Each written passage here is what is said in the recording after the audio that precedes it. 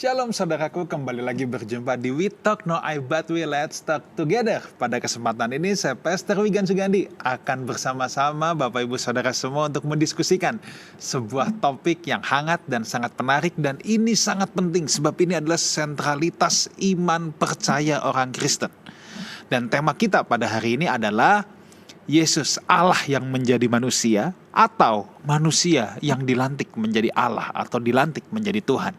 Nah, ini yang akan kita perbincangkan dan saya tidak hanya sendirian, Pastor Ruli sedang berhalangan, tetapi saya ditemani oleh seorang sahabat baik yang saudara pasti sudah tidak asing lagi dengan beliau, seorang sahabat, seorang apologet muda, teolog muda yang sangat cerdas dan berpengalaman, Pastor Robson Samosir. Pastor Robson, thank you so much. Sama-sama Pak Gam. Sudah menyempatkan waktu pada kesempatan ini buat ngobrol. Puji Ya. Tuhan. Oke saudaraku, sebelum kita memulai pembicaraan kita, saya mau menyapa dulu setiap saudara yang ada dimanapun saudara berada, baik di Jakarta maupun di luar Jakarta, yang menyaksikan kami lewat YouTube Lifehouse Community ataupun lewat live channel. Saya ingin mengucapkan selamat bergabung, selamat belajar. Saudara pasti diberkati, buka hati saudara, dan saya pun selalu diberkati oleh setiap obrolan, bincang-bincang santai bareng dengan narasumber yang hadir. Oke, seperti yang tadi saya katakan, kita akan segera mulai tema kita, Yesus .2 ya. Allah yang menjadi manusia atau manusia yang dilantik menjadi Allah. Nah, saya akan mengawali dengan begini saudara. Ada banyak orang yang berpendapat bahwa Injil adalah kabar baik bagi manusia masa lampau. Dan kabar baik itu sudah tidak cocok lagi ya dengan pemahaman manusia pada masa kini. Karena sangatlah terlalu mistik katanya. Masa Yesus itu Allah? Masa Yesus itu Allah yang jadi manusia tuh gimana ceritanya? Katanya itu sih mistik. Itu mah mistik dari kepercayaan kuno yang saat itu mempercayai dewa-dewa. Ada banyak orang yang meragukan keilahian Kristen. Nah, ironinya saudara ya, yang meragukan keilahian Kristen ini bukan hanya dari kalangan orang non-Kristen. Kalau orang non-Kristen meragukan keilahian Kristus, saya masih bisa mengerti. Tetapi keilahian Kristus diragukan baik dalam kalangan orang-orang yang mengaku Kristen. Nah, ini yang lebih parah saudara. Ini yang lebih membuat saya gundah gulana, dan saya percaya iman Kristen itu berpusat pada Kristus. Alkitab kita dari Kejadian sampai Wahyu, sentralnya, episentrumnya, pusatnya itu ada pada Kristus, bukan pada hal yang lain. Jadi bagaimana bisa kekristenan kita ya menjadi solid, menjadi firm, menjadi utuh kalau kita meragukan Kristus? Ya. Nah, itu sebabnya kita mau belajar pada kesempatan ini ya. Saya mau langsung aja tanya-tanya kepada pakarnya ya. Nanti beliau yang akan banyak menjelaskan panjang lebar. Pastor Robson, tentunya sudah banyak perdebatan tentang siapa Yesus itu ya. Siap. Mana mungkin Allah jadi manusia? Masa iya kalau dia manusia sejati, Allah sejati juga? Jadi gimana? Apakah dia punya dua pribadi dalam tubuhnya? Atau gimana? Rohnya itu roh Allah atau roh manusia? Dan begitu banyak pertanyaan. Yang dimana ujungnya adalah meragukan keilahian Kristus. Nah, mungkin saya mau bertanya mulai dari siapa sih Yesus itu? Siap Pak Gam. Ya. Ini sih satu diskusi yang sangat menarik, dan perlu kita setiap anak-anak Tuhan menaruh perhatian khusus. Ya. Karena tadi Pak Gam sudah menekankan bahwa ini adalah sentral dari iman kekristenan. Iya. Yesus itu adalah pusat dari iman kekristenan. Sederhananya begini, kalau Yesus itu bukan Allah, maka dasar kekristenan itu runtuh. Karena kekristenan itu dibangun di atas keyakinan bahwa Yesus itu adalah juru selamat. Dan kita gak boleh hanya memandang dia hanya sekedar sebagai juru selamat saja, tapi tidak Allah. Karena tidak mungkin dia adalah juru selamat kalau dia bukan Allah. Itu nggak mungkin. Karena kalau kita merujuk kepada perjanjian lama, berulang kali ditegaskan bahwa hanya Allah yang bisa menyelamatkan. Seperti Yesaya pasal ke-43, Yesaya pasal yang ke-46. Tidak ada yang bisa menyelamatkan selain Allah atau Yahweh. Allah satu-satunya juru selamat atau penyelamat. Nah, PB Perjanjian Baru menggambarkan Yesus sebagai juru selamat. Artinya bahwa Yesus itu adalah Yahweh. Yesus itu adalah Allah. Karena jelas sekali Perjanjian Baru mengalamatkan semua teks-teks PL itu kepada Yesus Kristus. Ya, mengarahkan teks-teks PL itu kepada Yesus Kristus. Jadi kita nggak bisa menafikan atau menyangkali keilahian dari Tuhan kita Yesus Kristus. Tadi menarik tuh kalimat Pagam di awal. Apakah mungkin ya Allah menjelma menjadi manusia? Karena itu pagan. Ya, itu budaya pagan.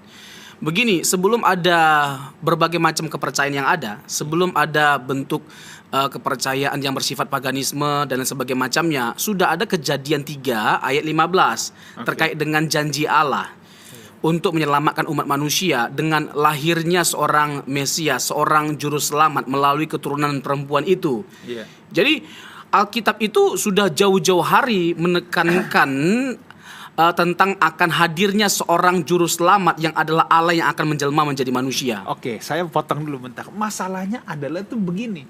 Orang-orang yang meragukan Yesus adalah Allah yang menjadi manusia, mereka juga mengakui bahwa teks PL menunjuk pada Kristus dalam bentuk nubuatan. Tapi yang mereka tekankan ya Yesus itu adalah manusia biasa seperti kita, yang kemudian karena berkenan di hadapan Allah, kemudian dia dilantik jadi Tuhan. Jadi mereka tidak menyangkali bahwa teks PL itu menunjuk pada Yesus atau bernubuat tentang Yesus. Tetapi masalahnya mereka tidak mempercayai Yesus itu adalah Allah yang turun ke dunia. Mereka hanya mengakui bahwa Yesus itu manusia yang kemudian dilantik nih sama orang-orang Kristen. Ini kalau dari kepercayaan lain ya kan banyak yang bilang itu yang menjadikan Yesus Tuhan kan si Paulus gitu lagi bilangnya. Ya kan ya, ada yang bilang seperti itu ya. Nah, tetapi dalam kalangan Kristen sendiri pun kan ada yang meragukan bahwa Yesus itu katanya bukan Allah jadi Tuhan, dia hanya manusia yang kemudian dilantik jadi Allah. Nah ini gimana ini? Apakah ada penjelasan dari Perjanjian Lama yang menunjuk memang Yesus itu Allah menjadi manusia? Ya, gini, kalau kita bicara tentang kehadiran Yesus dalam inkarnasinya sebagai manusia, itu bersifat nubuatan. Iya. Itu bersifat nubuatan sebagai manusia. Sebagai manusia. Ya. Iya. Karena kapan Yesus itu menjadi manusia atau bernatur manusia pada waktu dia berinkarnasi. Iya. Tapi kalau ditanya kapan Yesus ada, ini pertanyaan yang salah. Kenapa? Karena Allah itu kekal, Yesus itu kekal. Nanti kita akan singgung ini. Nah, iya. Ini kan kali yang akan kita buktikan ya, Iya. bahwa Yesus itu Allah loh. Iya, Yesus Allah itu Allah yang berinkarnasi jadi manusia. Iya. Iya. Karena begini Pak Gem, karena kan Injil itu kan ada 4. Nah, keempat Injil ini menggambarkan Yesus itu berbeda-beda, tapi berbeda-beda bukan bertentangan. Matius menekankan Yesus sebagai siapa? Raja. Markus menekankan Yesus sebagai siapa? Hamba. Lukas menggambarkan Yesus sebagai siapa? Sebagai manusia atau juru selamat. Yang keempat Injil Yohanes menggambarkan Yesus sebagai Allah. Hanya ada 2 Injil yang nggak mencatat tentang silsilah Tuhan Yesus. Yang pertama Markus. Karena apa? Karena Markus menekankan Yesus sebagai hamba. Yang namanya hamba nggak perlu kita ketahui latar belakangnya. Yang keempat itu Injil Yohanes sebagai Injil kedua yang tidak berbicara tentang silsilah Tuhan Yesus. Kenapa? Karena Allah itu nggak punya silsilah, nggak punya awal, gitu. Oke. Nah, tetapi kalau kita melihat dalam Injil Yohanes 1 ayat 1 ya. Justru ini saya melihat ini sebagai silsilah praeksistensi Yesus. Ya. Dalam tanda petik ya, saya pinjam kata silsilah walaupun tidak tepat. Justru Yohanes 1 ayat 1 ini menggambarkan Yesus itu siapa dan dari mana. Coba kita baca ya.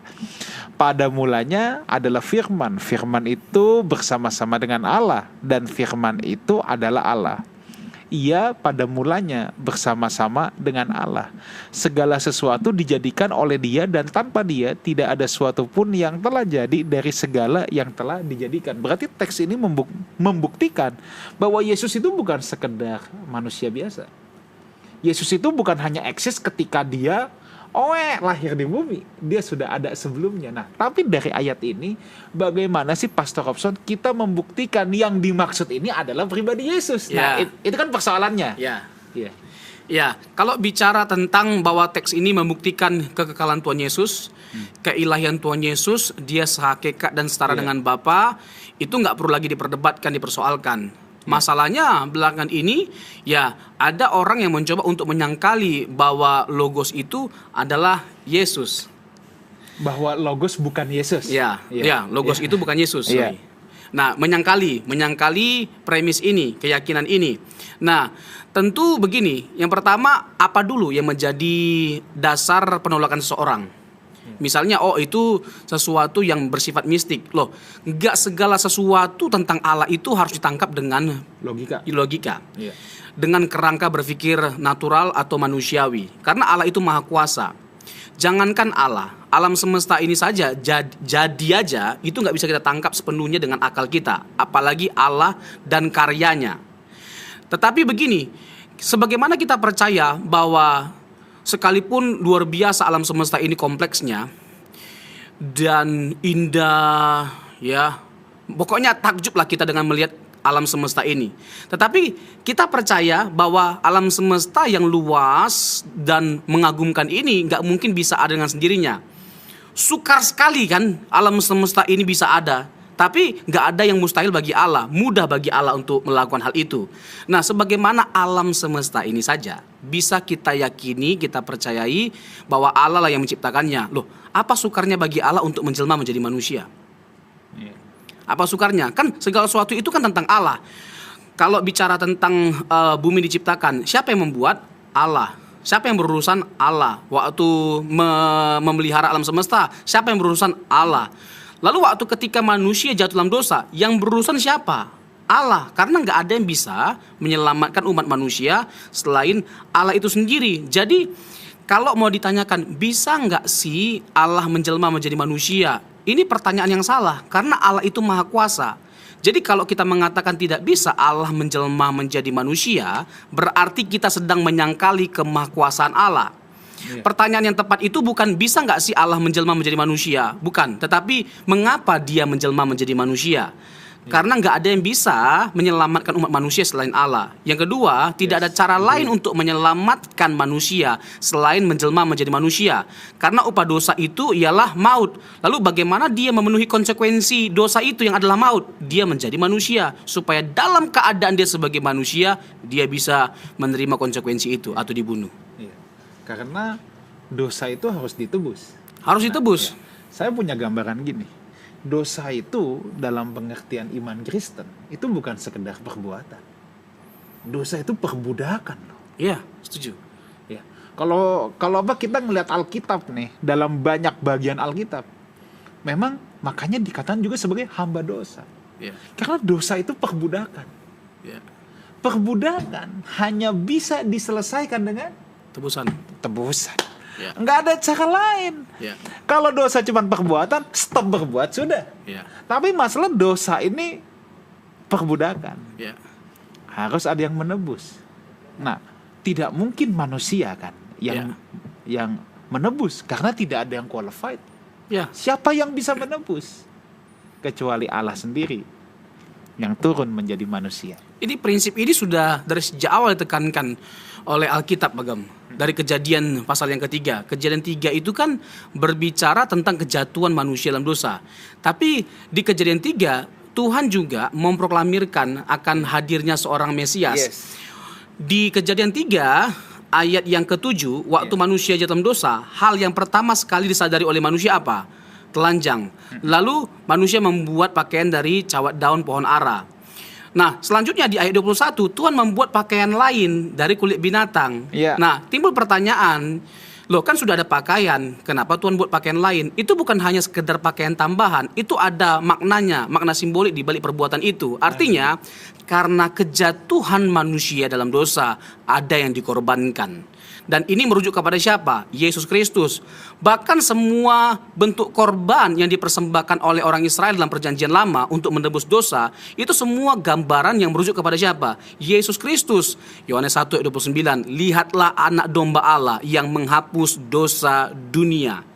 Jadi itu sudah sangat jelas sekali dari sejak perjanjian lama terkait dengan prinsip penebusan. Tidak ada yang bisa menyelamatkan umat manusia selain Allah, dan yang kita percayai itu adalah Yesus Kristus ketika dia berinkarnasi. Oke. Nah, sekarang bagaimana kita menjelaskan bahwa Yesus itu juga Allah sendiri? Oke.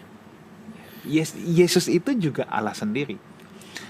Allah yang tadi mau dikatakan berinkarnasi atau menjelma atau menjadi manusia. Tetapi kan tadi kita katakan ini inti iman Kristen adalah Yesus ada pada pribadi Kristus yang dia adalah Allah. Nah, sekarang bagaimana kita supaya memberikan pemahaman yang firm, yang kuat bahwa Yesus ya dia memang Allah sendiri. Oke. Pertama-tama jangan kita salah memahami ya Pak Gem ya. Iya. Seakan-akan Yesus baru ada 2000 tahun yang lalu waktu dia lahir. Yes. Yesus itu kekal. Terus itu adalah satu kalimat atau pernyataan yang berbahaya sekali kalau dianggap bahwa Yesus itu belum ada sebelum dia lahir. Dalam perjanjian lama itu hanya nubuatan. Nubuatan kok dianggap Yesus sudah ada. Nah, ini bisa kita bantah dari teks Alkitab sendiri. Iya. Misalnya Yohanes 8 ayat 58. Saya akan baca ya. Kata Yesus kepada mereka, aku berkata kepadamu, sesungguhnya sebelum Abraham jadi, aku telah ada. Nah, sederhana sekali nih ya, maaf kata Tuhan kita Yesus Kristus. Kalau Yesus benar-benar bukan Allah, maka dia orang gila. Karena sama seperti premisnya orang Yahudi, umurnya belum sampai 50 tahun. Iya. Bagaimana mungkin dia mengklaim sudah ada sebelum Abraham ada? Nah, iya. jarak Yesus ke Abraham berapa tahun? 2000 tahun. Nah, hal ini hanya bisa dipecahkan kalau kita percaya praeksistensi Tuhan Yesus, bahwa dia adalah pribadi yang kekal. Dan pertanyaannya, kapan Abraham melihat Yesus dalam perjanjian lama dan dia bersuka cita? Kejadian 18 ketika ada 3 orang yang mendatangi Abraham, itu merujuk kepada siapa? Yesus Kristus dan kedua malaikat. Iya. Nah, bahkan Yesus itu bukan hanya mengklaim bahwa dia sudah ada sebelum Abraham ada. Kata yang dipakai itu kan present, ego eimi, artinya tidak ada waktu di mana Yesus tidak ada, tidak ada masa di mana Yesus tidak ada. Bahkan Yesus mengklaim bahwa dia sudah ada sebelum dunia ada, Pak Gem. Yohanes 17 ayat 5. Father, glorify me with the glory I had before the world was created. Sebelum dunia aja ada, Yesus bukan hanya mengklaim bahwa dia sudah ada sebelum dunia ada, bahkan dia memiliki kemuliaan yang sama seperti yang dimiliki oleh Bapa. Ini sebuah penghujatan kalau benar dia bukan Allah. Berani sekali, terlalu berani Tuhan Yesus mengklaim dia memiliki kemuliaan yang sama di hadirat Bapa kalau dia bukan Allah. Tetapi itu adalah sah-sah saja karena apa? Karena kita tahu bahwa dia adalah Allah. Dan kita bisa melihat klaim-klaim keilahian Tuhan Yesus. Misalnya, pagam ego emi itu berulang kali, yang sejajar dengan kata ehye asher ehye dalam Keluaran pasal yang ke-3 ayat yang ke-14. Para pakar setuju bahwa kata itu setara, ya, sebagaimana Allah Yahweh, ya, Allah yang adalah Elohim kita itu, pencipta langit dan bumi, mengklaim ya bahwa dia adalah Allah yang ada dari kekal sampai kekal, yang berurusan dengan bangsa Israel atau umatnya.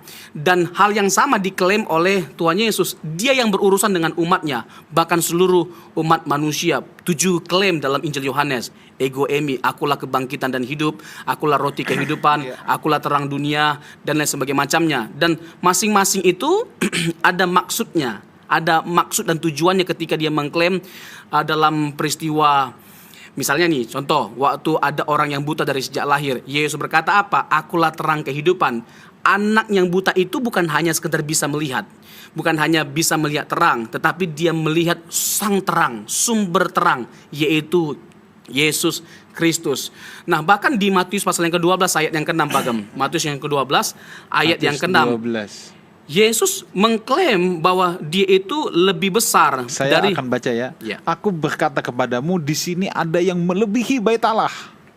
Tidak ada seorang pun yang boleh mengklaim seperti ini selain Allah, karena hanya Allah atau Yahweh yang lebih besar daripada bait Allah. Bahkan Pagem di ayat 8.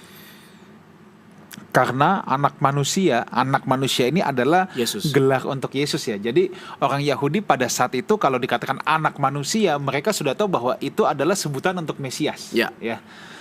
Adalah Tuhan atas hari Sabat. Ya. Tuhan atas hari Sabat itu siapa? Yahweh, Allah. Nah, kalau Yesus bukan Allah, dia menghujat Allah kalau dia mengklaim dirinya sebagai apa? Tuhan atas hari Sabat. Bahkan klaim anak manusia itu sebuah profil keilahian Yesus. Bisa dilihat dalam Daniel pasal yang ke-7 ayat yang ke-13.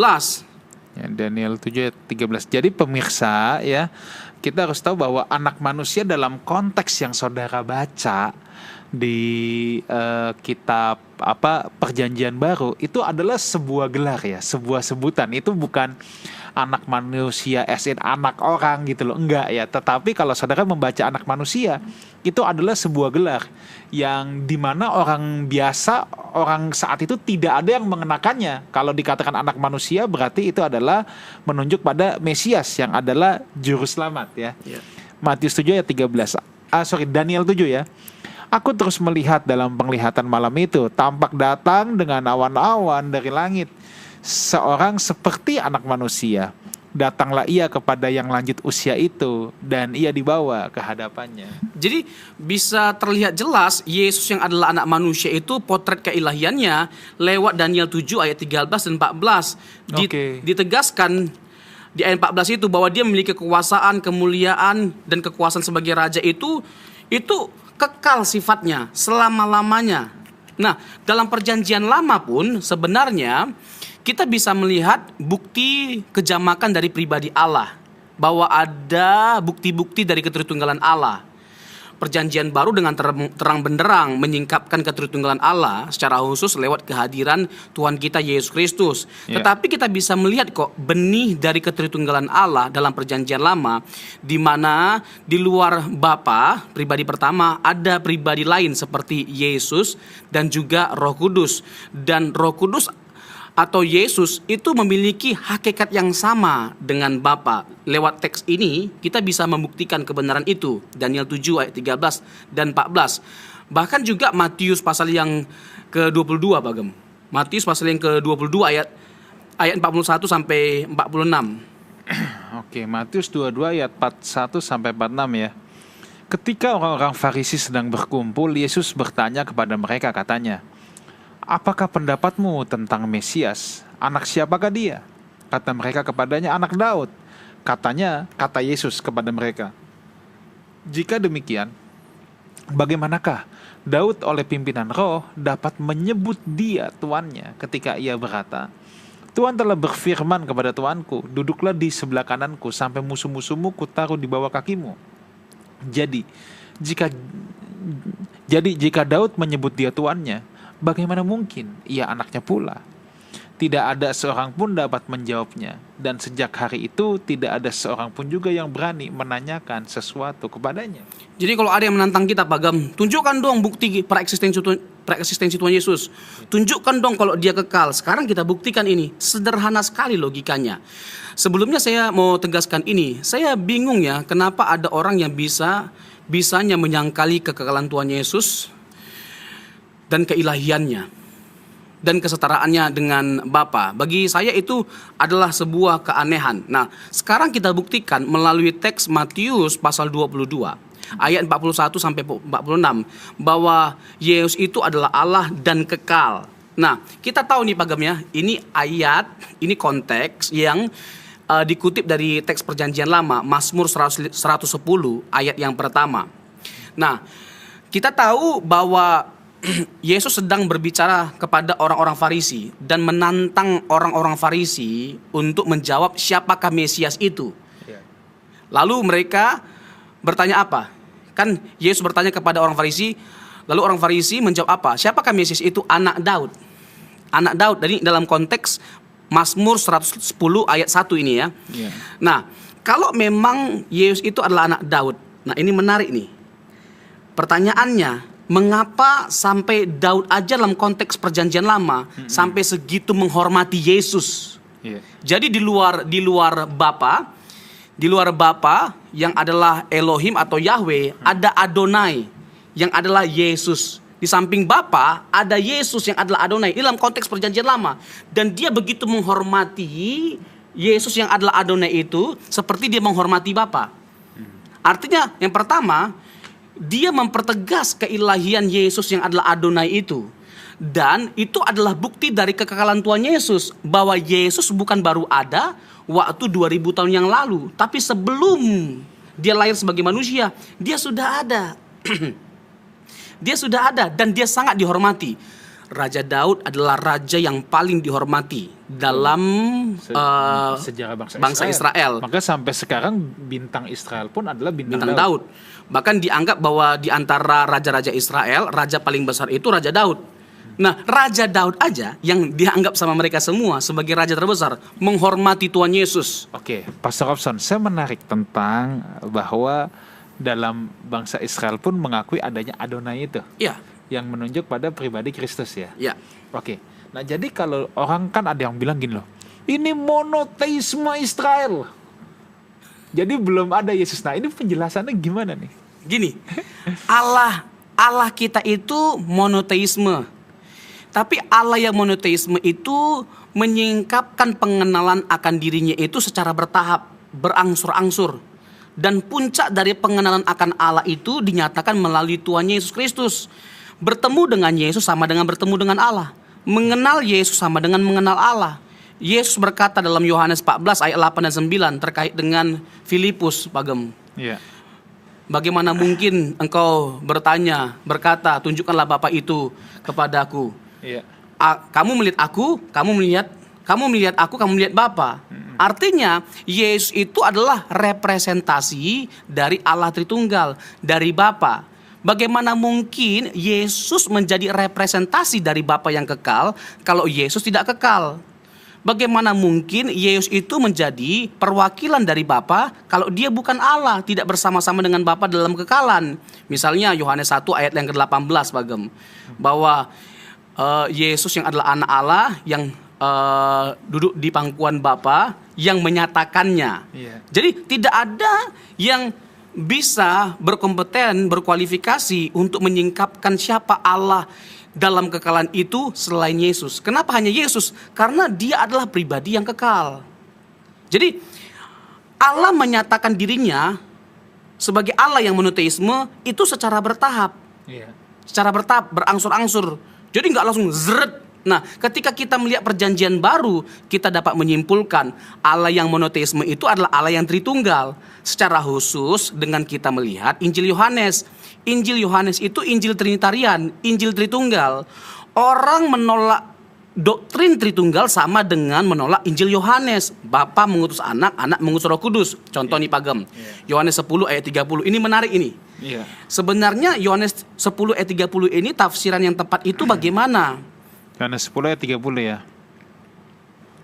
Aku dan Bapa adalah satu.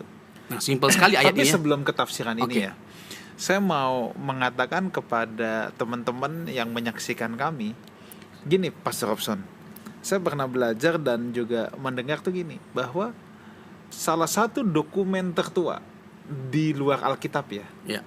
yang menyatakan bahwa eksistensi Allah itu adalah Trinitas, Bapa, Anak, dan Roh Kudus, itu adalah tulisan Irenaeus. Oke. Siapa Irenaeus? Irenaeus adalah anak rohani dari Polikarpus. Betul. Siapa Polikarpus? Itu uskup Smyrna yang sangat terkenal dengan kisahnya. Tetapi saudara harus tahu siapa dia. Dia adalah anak rohani langsung dari Rasul Yohanes. Jadi Irenaeus ini cucu rohani. Ini begitu dekat loh. Iya. Cuman satu generasi gap. Ya. Ya. Nah, jadi kalau dikatakan Injil Yohanes itu Injil Trinitarian, wah itu memang Irenaeus itu memiliki dokumen tertua yang mencatat eksistensi tiga pribadi itu. Iya.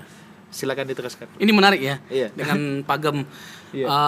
mengutip terkait dengan data secara sistematis atau kronologisnya. Iya. Ya, jadi sekali lagi Irenaeus itu adalah murid dari Polikarpus dan Polikarpus itu adalah murid dari Tuhan kita Yesus langsung. Jadi kita mau percaya siapa? Orang yang ujuk-ujuk di abad 21 ini muncul dan berkata bahwa Yesus itu hanya utusan bukan Allah. Kalaupun dia Allah atau juru selamat, dia bukan juru selamat sejati. Juru selamat sejati itu adalah Bapa. Kita mau percaya orang yang di abad 21 atau percaya kepada Yesus, murid-murid Yesus. Seperti Yohanes, seperti Thomas, yang dalam Yohanes 20:28 dia memproklamirkan imannya, Hokuriosmu kai hoteosmu, ya Tuhanku ya Allahku. Dia nggak percaya Yesus itu bangkit sebelum dia melihat langsung, meraba tangan dan lambungnya. Lalu Tuhan Yesus datang menampakkan diri, ngobrol, lalu dia melihat bukti dari Yesus yang bangkit. Lalu apa kata Thomas? Hokriosmu kai hoteosmu, ya Tuhanku ya Allahku. Nah, kita mau percaya siapa? Orang yang di abad 21 ini atau percaya murid-murid Yesus yang terang-terangan percaya bahwa Yesus itu adalah Tuhan dan Allah bersama dengan Tuhan Yesus? Kita mau percaya siapa? Nah, ini harusnya bisa menggugah setiap hati dari setiap kita dan membuat kita semakin kuat percaya bahwa Yesus itu adalah Allah, dia adalah Tuhan, dia juru selamat sejati. Yohanes 10 ayat 30 tadi, Bagem. Ya, aku dan Bapa adalah satu. Nah, ada yang menafsirkan ayat ini sebagai satu dalam pengertian penggembalaan. Ada yang memahami hanya sekedar satu tujuan atau visi. Yang pertama itu sama sekali kurang tepat. Yang kedua itu adalah ya gesekan-gesekan yang bisa diterima karena memang ya anak itu satu tujuan, satu visi, satu misi dengan Bapa. Tetapi bukan hanya sekedar itu. Apa yang membuat kita berkata bahwa ini bukan hanya sekedar satu tujuan atau satu visi? Ayat selanjutnya, ayat 31 sampai 33. Satu itu harus dipahami dalam pengertian hakikat keilahian, bahwa Yesus sedang mengklaim dia setara dan sehakikat dengan Bapa. Kenapa? Karena orang Yahudi menjadi marah, sekalipun kamu manusia menyamakan diri kamu dengan Allah. Jadi ini sesuai dengan konteks dekat, Bagem. Yang namanya tafsiran itu kan kita harus melihat konteks dekat, konteks jauh. Nah, kalau dikatakan itu adalah pengembalaan, itu konteks jauh. Ayat 1 sampai 17. Itu bicara tentang apa? Gembala yang baik. Tapi untuk ayat 30 ini, dari pasal 10, ini udah konteks yang berbeda. Nah, itu kita hubungkan dengan ayat di bawahnya, 31 sampai 33. Bagi orang Yahudi, Yesus sedang menyamakan dirinya dengan Allah dan mereka menjadi marah karena pernyataan Tuhan Yesus itu. Jadi satu di situ dalam pengertian apa? Bukan dalam pengertian satu pengembalaan, bukan sekedar satu visi, tapi satu hakikat keilahian. Begitu, Pak Gem. Oke, luar biasa. Nah, saya juga mau membacakan nih Pastor Robson 1 Korintus 10 ya. Ini Rasul Paulus nih sekarang nih. Siap. Walaupun dia bukan rasul murid secara langsung yang artinya mengikuti Kristus kemanapun Kristus ada secara fisik ya. Tetapi kita tahu bahwa Rasul Paulus ini yang dipercayai oleh Tuhan untuk boleh dikata membangun pemahaman kekristenan ya. Oke. 1 Korintus 10 ayat, saya baca dari ayat 1 ya. Aku mau supaya kamu mengetahui saudara-saudara bahwa nenek moyang kita semua berada di bawah perlindungan awan, dan bahwa mereka semua telah melintasi laut untuk menjadi pengikut Musa. Mereka semua telah dibaptis dalam awan dan dalam laut. Mereka semua makan makanan rohani yang sama, dan mereka semua minum minuman rohani yang sama. Sebab mereka minum dari batu karang rohani yang mengikuti mereka, dan batu karang itu ialah Kristus. Berarti di sini juga menunjukkan Rasul Paulus pun mengakui, ini kan sebenarnya menjawab bahwa jangan pikir Yesus itu hanya manusia. Yesus itu baru ada ketika Maria melahirkan. Nah, itu baru ada. Enggak, ini Paulus sendiri loh. Yang katakan ya, batu karang itu ialah Kristus. Ini kan juga menunjukkan praeksistensi atau keberadaan Yesus sebelum ia dilahirkan sebagai bayi kecil di bumi ini. Ya, ini menarik, Pak Gem. Jadi kita udah mulai masuk membuktikan keilahian Tuhan Yesus melalui tulisan-tulisan Yohanes tadi, sekarang tulisan Paulus. Nah, kita bisa buka juga dalam 1 Korintus 8 ayat yang ke-6, Pak Gem. Nah, sebelum Paga membacakan, saya kasih prolog dulu terkait dengan Ulangan 6 ayat 4. Ulangan 6 ayat 4 itu semai Israel, pengakuan iman Israel. Dan 1 Korintus 8 ayat 6 itu pengakuan iman Kristen, yang mana itu nggak terlepas dari sema Israel, pengakuan iman Yahudi. Jadi Paulus itu menghubungkan pengakuan iman Kristen dengan pengakuan iman Yahudi. Nah, menariknya adalah dalam 1 Korintus pasal yang ke-8 ayat yang ke-6, Paulus menekankan keesaan Allah tetapi juga menekankan kejamakan pribadi Allah. Jadi kalau ada yang mengatakan bahwa Ulangan 6 ayat 4 mengatakan bahwa Allah itu monoteisme ketat, satu pribadinya, itu akan bertabrakan dengan semua teks-teks yang lainnya, termasuk 1 Korintus 8 ayat 6. Kenapa Paulus berkata begini? Bagi kita hanya ada satu Allah, yaitu Bapa, dan satu Tuhan, yaitu Yesus Kristus. Jadi di luar Bapa itu ada pribadi lain yang adalah Tuhan, dan kedua pribadi ini memiliki apa? Memiliki hakikat yang sama dan tugas yang sama, karya yang sama. Dikatakan demikian, Bagam. Yang pertama untuk Bapa, yang daripadanya lah berasal segala sesuatu dan yang untuk Dia kita hidup, dan satu Tuhan, Yesus Kristus, yang olehnya segala sesuatu telah dijadikan dan yang karena Dia kita hidup. Sama karya yang dilakukan oleh kedua pribadi ini, sehingga tidak bisa tidak bahwa Yesus juga adalah Allah. Dia pribadi yang berbeda dengan Bapa, tapi sekalipun Yesus dan Bapa kedua pribadi yang berbeda, Paulus tetap mempertahankan kesatuannya, keesaan Allah. Ingat, Paulus ini adalah seorang penganut monoteisme ketat, tetapi di satu sisi dia tidak bisa menyangkali keilahian Tuhan Yesus, bahwa Yesus itu adalah Allah. Dia menampakkan diri kepada Paulus dalam perjalanan menuju Damsyik, Kisah Rasul pasal yang ke-9, dan kemuliaan Tuhan Yesus itu membuat dia menjadi buta pada waktu itu. Dia mengklaim bahwa akulah yang engkau aniaya itu. Jadi selama ini dia kira dia mempermuliakan nama Tuhan dengan membunuh orang Kristen. Nggak taunya dia sedang menganiaya Tuhan. Dan Yesus berkata bahwa akulah yang engkau aniaya itu. Kalau Yesus bukan Tuhan, bukan Allah, nggak berhak dia mengatakan akulah yang engkau aniaya itu. Gitu loh. Jadi dia berpikir bahwa dia berbakti kepada Allah. Malah sebaliknya, dia menjadi seterunya Allah. Kapan dia jadi sekutunya Allah? Ketika dia memandang dan menghormati Yesus sepantas-pantasnya, setinggi-tingginya. Yesus itu adalah Allah sepenuh-penuhnya, setinggi-tingginya. Oke, saya akan bacakan dulu ya. Namun bagi kita hanya ada satu Allah saja, yaitu Bapa, yang daripadanya berasal dari segala sesuatu dan yang untuk Dia kita hidup, dan satu Tuhan saja, yaitu Yesus Kristus, yang olehnya segala sesuatu telah dijadikan dan yang karena Dia kita hidup.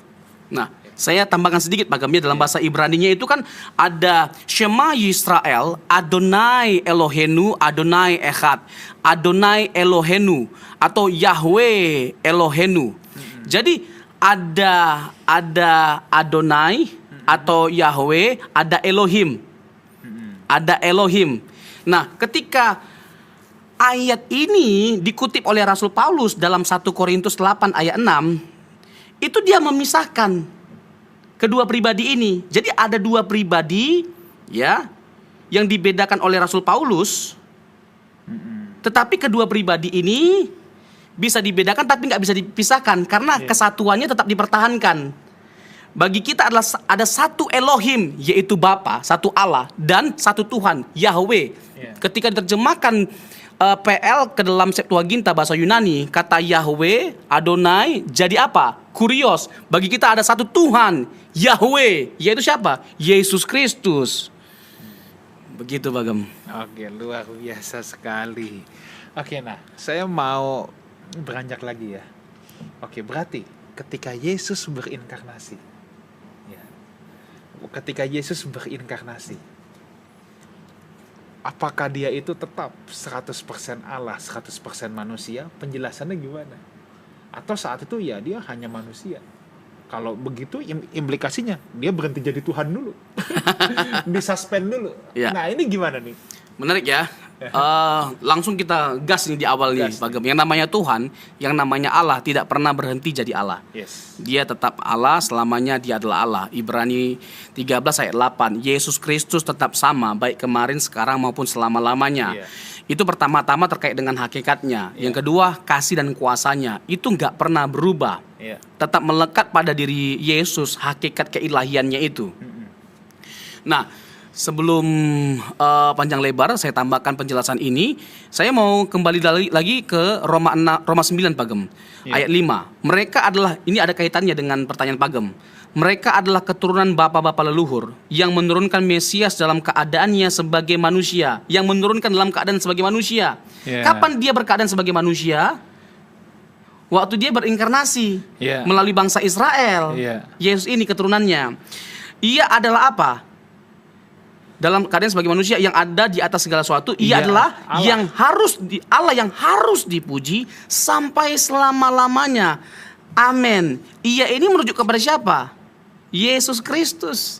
Dia adalah Allah. Jadi bagi Paulus, Yesus itu Allah nggak? Ya Allah. Ya, dalam tulisan lain, oh jelas. Nah, tapi mungkin kita nggak punya cukup waktu untuk membuktikan keilahiannya dalam seluruh kitab yang ada. Tetapi secara garis besar, semua yang kita jelaskan ini, bukti-bukti yang kita berikan itu cukup untuk membuktikan bahwa Yesus itu adalah Allah. Nah, masuk ke ini Pak Gem, terkait dengan bagaimana mungkin dia adalah manusia tapi juga sekaligus Allah dalam waktu bersamaan.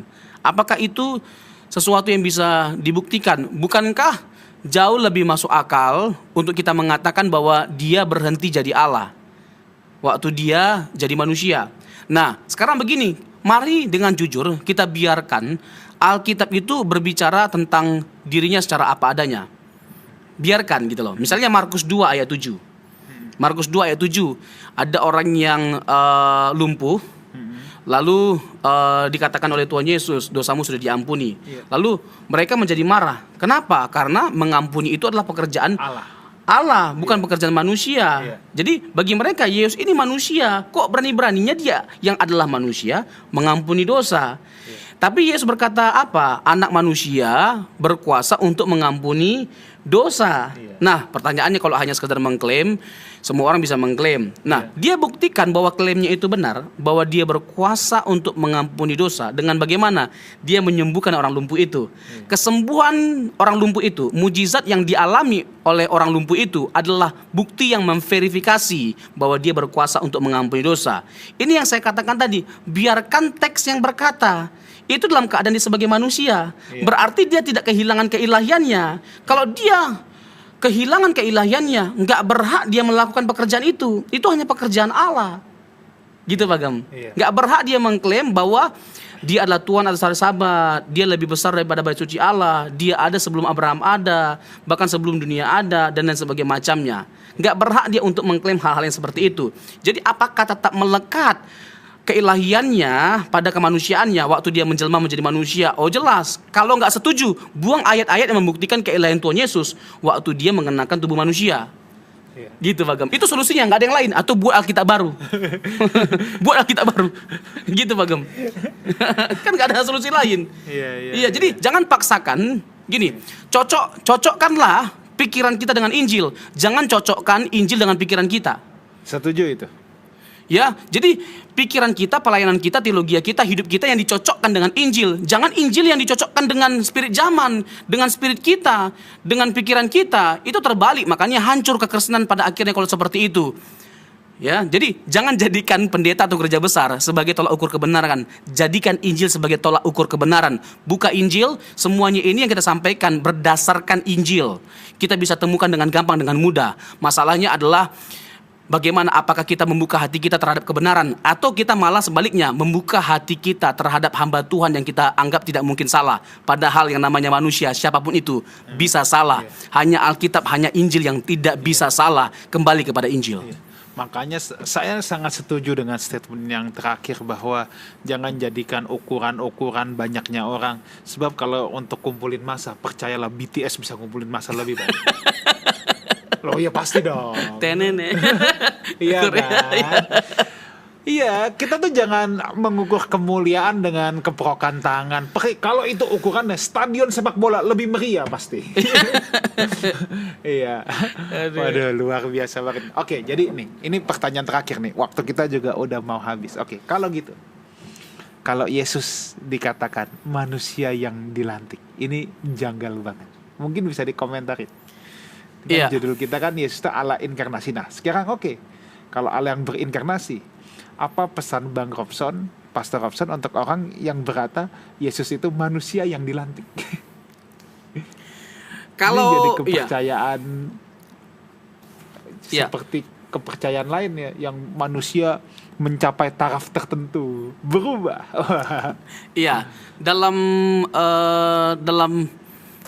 awal-awal gereja ya, banyak bermunculan ajaran yang menyimpang atau ajaran sesat yang tidak sesuai dengan Alkitab. Salah satunya adopsionisme yang menganggap bahwa Yesus itu dilantik atau diangkat jadi Allah. Misalnya salah satu argumentasinya adalah pada waktu Yesus dibaptis, dia diangkat jadi Allah atau jadi anak Allah. Yang kedua, karena dianggap dia melakukan hukum Taurat dengan sempurna, baru dia jadi Allah. Nah, saya mau tegaskan begini, Yesus itu sama persis seperti Bapa. Dalam pengertian misalnya, dia jadi objek penyembahan. Kalau Yesus itu pribadi yang diangkat jadi Allah, dia tidak berhak untuk diposisikan sama dengan Bapa. Sekarang pertanyaannya, kalau memang Yesus itu diangkat jadi Allah, apakah layak dia untuk disembah? Dari yang bukan Allah jadi Allah. Layakkah dia disembah seperti kita menyembah Bapa? Layakkah dia mendapatkan penghormatan yang sama seperti kita menghormati Bapa, seperti yang disampaikan dalam Injil Yohanes pasal yang ke-5? Layakkah kita menghormati Yesus seperti kita menghormati Bapa? Layakkah kita memuliakan, menyembah dia sama seperti kita menyembah Bapa? Nggak mungkin dibuat sama. Tapi dengan kita melihat Alkitab, kita bisa melihat bagaimana seluruh Alkitab secara khusus Perjanjian Baru menyamakan Yesus dengan Bapa dalam segala hal, dalam hal kedudukan, dalam hal kekuasaan, dalam hal kemuliaan. Itu adalah bukti yang menunjukkan bahwa dia bukanlah pribadi yang dari tidak Allah jadi Allah. Itu rasanya konyol sekali. Konyol sekali, Pak Gem. Nah, memang ada beberapa teks ya yang dianggap sebagai bukti kuat bahwa Yesus itu benar-benar diangkat jadi Allah. Misalnya Kisah Rasul 2 ayat 36. Kisah Rasul 2 ayat 36 dikatakan demikian, Pak Gem. Kisah Rasul 2 ayat 36. Jadi seluruh kaum Israel harus tahu dengan pasti bahwa Allah telah membuat Yesus yang kamu salibkan itu menjadi Tuhan dan Kristus. Ini kayak dilantik ya, kesannya. Yeah. Ingat konteks selalu ya. Kalau kita berteologi itu dalam menafsirkan sebuah ayat, jangan lepaskan dari konteks. Ini Petrus sedang ngomong sama orang Yahudi yang susah sekali percaya bahwa Yesus itu adalah Raja, adalah Tuhan. Karena apa? Pertama, Yesus itu lahir di kandang domba. Ya kan? Bagi mereka yang namanya Mesias atau Raja itu ya seperti Daud, yang semaraknya luar biasa. Ya, atau Mesias itu adalah pribadi yang seperti Salomo atau Daud yang akan mengembalikan masa kejayaan bangsa Israel. Nah, semuanya itu menjadi gugur dengan melihat profil atau picture Tuhan Yesus yang semaraknya tidak ada, miskin, ya kan? Lalu lahir di kandang domba. Jadi bagaimana? Loh, dia diterima sebagai Tuhan, sebagai Raja aja, udah sukar sekali, udah mustahil sekali rasanya. Tetapi tegas Petrus mengatakan dialah Tuhan itu, dialah Raja itu. Tuhan telah menjadikan Yesus yang sekalipun dalam kemanusiaannya kayak nggak ada semaraknya sebagai Tuhan, dia diangkat jadi Tuhan dan Raja untuk kita semua. Maksudnya jangan sangkali, jangan ditolak meskipun dia apa? Dia lahir di kandang domba, ya dia manusia. Meskipun sukar bagi mereka untuk menerima keyakinan ini, kebenaran ini, tapi mereka nggak punya alasan untuk menyangkalinya, gitu loh. Dalam pengertian ini, bukan dia baru jadi Tuhan waktu Petrus berkhotbah. Karena apa? Karena bagi Petrus, Yesus itu adalah Allah. Yes. Oke, Pastor Robson, menarik sekali diskusi kita. Mungkin ada satu closing statement. Ya, mungkin juga saya tambahkan sedikit sebagai closing statement saya, bahwa Yesus itu juga adalah Yahweh. Ini tegas sekali dikatakan oleh Alkitab. Misalnya Yesaya 40 ayat 3. luruskanlah jalan bagi Yahweh. Ini dikutip oleh Matius dalam pasal 3 ayat 3. Yohanes Pembaptis berkata, luruskanlah jalan bagi Tuhan. Nah, jadi ayat dalam Yesaya 40 ayat 3, luruskanlah jalan bagi Yahweh, itu dipakai untuk merujuk kepada siapa? Yesus Kristus. Jadi Yesus adalah Yahweh. Yang berkata luruskanlah jalan itu siapa? Yohanes Pembaptis. Yohanes Pembaptis berkata kepada siapa? Yesus Kristus. Lalu dalam Yesaya 6 ayat 3 dikutip oleh Yohanes dalam pasal 12 ayat 41. Yesaya melihat kemuliaan Yahweh dalam perjanjian lama. Lalu Yohanes mengatakan bahwa kemuliaan Yahweh yang dilihat oleh Yesaya dalam pasal yang ke-6 itu adalah kemuliaan Yesus. Kemuliaan Yesus itu jelas. Lalu terakhir Yeremia 23 ayat 5 dan 6 dikatakan bahwa Yesus itu adalah tunas Daud, tunas adil, ya, tunas Daud. Lalu dia akan disebut sebagai apa? Tuhan keadilan kita, Tuhan huruf besar semua. Jadi jelas dikatakan tunas adil itu siapa? Yahweh, dia adalah Yahweh. Sebenarnya ada banyak sekali teks-teks yang bisa kita pergunakan yang membuktikan bahwa Yesus itu adalah Yahweh, adalah Allah. Praeksistensinya dalam perjanjian lama itu bertaburan. Misalnya dalam penampakannya sebagai malaikat. Ada malaikat yang tidak biasa, dia disembah, ya. Dia diakui sebagai Tuhan, tapi dia tidak menolak. Dalam perjanjian lama ada beberapa case, ya, teofani atau penampakan diri Allah. Nah, itu juga bisa menjadi bukti praeksistensi Tuhan Yesus, kekekalan Tuhan Yesus. Jadi ada banyak sekali sebenarnya teks-teks yang bisa kita gunakan untuk membuktikan keilahian Tuhan Yesus, bahwa dia adalah Allah, dia adalah Tuhan, dia adalah juru selamat. Jadi jangan sampai kita pernah meragukan keilahian Tuhan Yesus, apalagi menyangkalinya. Percaya kepada kesaksian Alkitab, buka Alkitab, maka kita pasti diteguhkan oleh kebenaran Alkitab. Yes, thank you Pastor Robson. Closing statement dari saya, Yesus itu adalah inti iman Kristen, ya. Itu pusat dari Alkitab, saudara. Dari Kejadian sampai Wahyu. Kalau ada orang yang mencoba mendegradasi, mengurangi keilahian Kristus, saudara, sehebat apapun dia, seterkenal apapun dia, ya, seberapa banyaknya gelarnya pun dia, saudara, jangan ikuti. Yesus adalah pusat dan inti dari Alkitab. Dia yang Alfa dan Omega, yang awal dan yang akhir. Pastor Robson, thank you so much untuk kebersamaan, untuk penjelasan, pemaparan pada kesempatan ini. Baik saudaraku, sampai jumpa di We Talk yang akan datang. Hanya di We Talk No I But We. Let's talk together. God bless you.